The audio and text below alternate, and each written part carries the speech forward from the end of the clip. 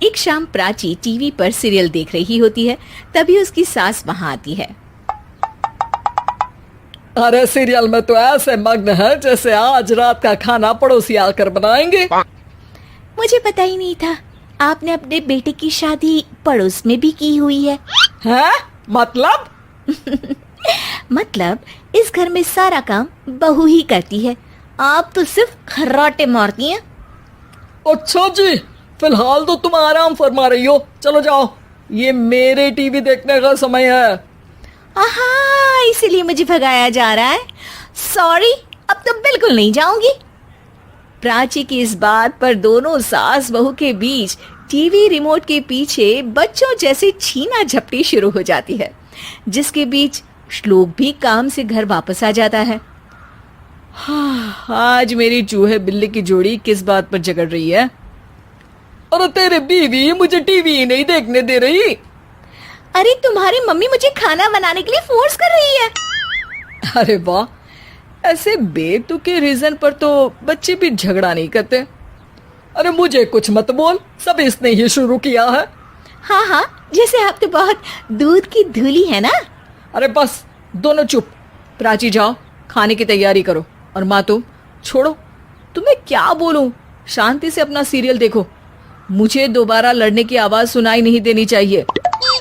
ऐसा बोलकर श्लोक वहां से चला जाता है, जिसके पीछे पीछे प्राची भी कुछ न कुछ बड़बड़ाते हुए रसोई में चली जाती है। हाँ हाँ, सासू जी को तो कुछ बोलेंगे ही नहीं, बस मुझ पर ही हुक्म चलता है, खाना बनाओ, जैसे मैं इनके घर में खाना बनाने के लिए आई हूँ। इसी तरह शाम बीतती है और रात को श्लोक और प्राची की सास खाना खाकर सोने चले जाते हैं, लेकिन प्राची गुस्से में कुछ खाए बिना काम में ही लगी रहती है। इस घर में किसी को घंटा फिक्र नहीं पड़ता, मैं खाऊं या भूखी रहूं।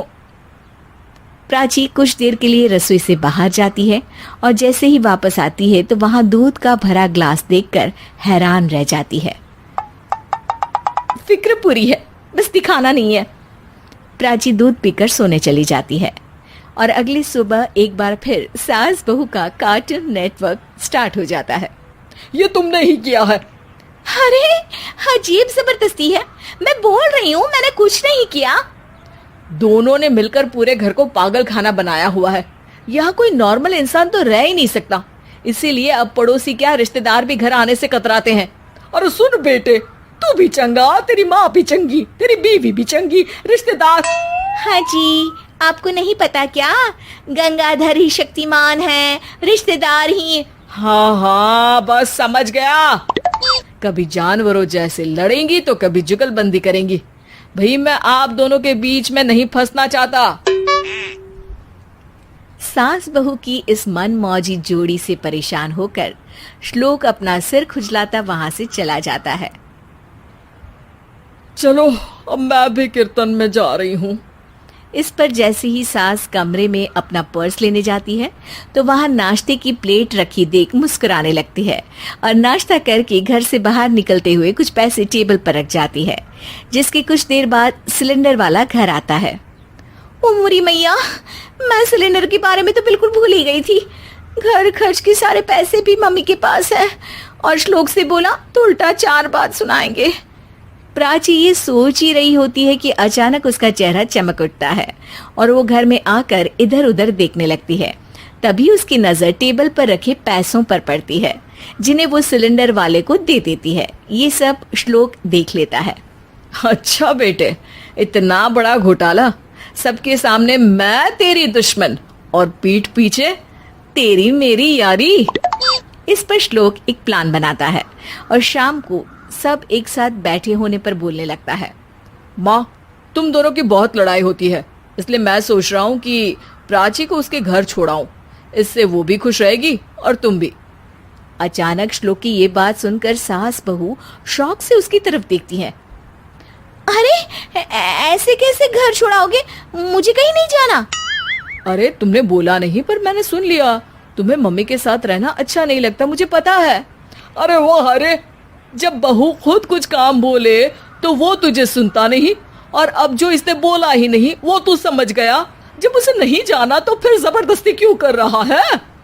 अच्छा, फिर आपको मौसी के घर छोड़ाता हूँ, बस अब आप दोनों एक घर में एक छत के नीचे नहीं रह सकती।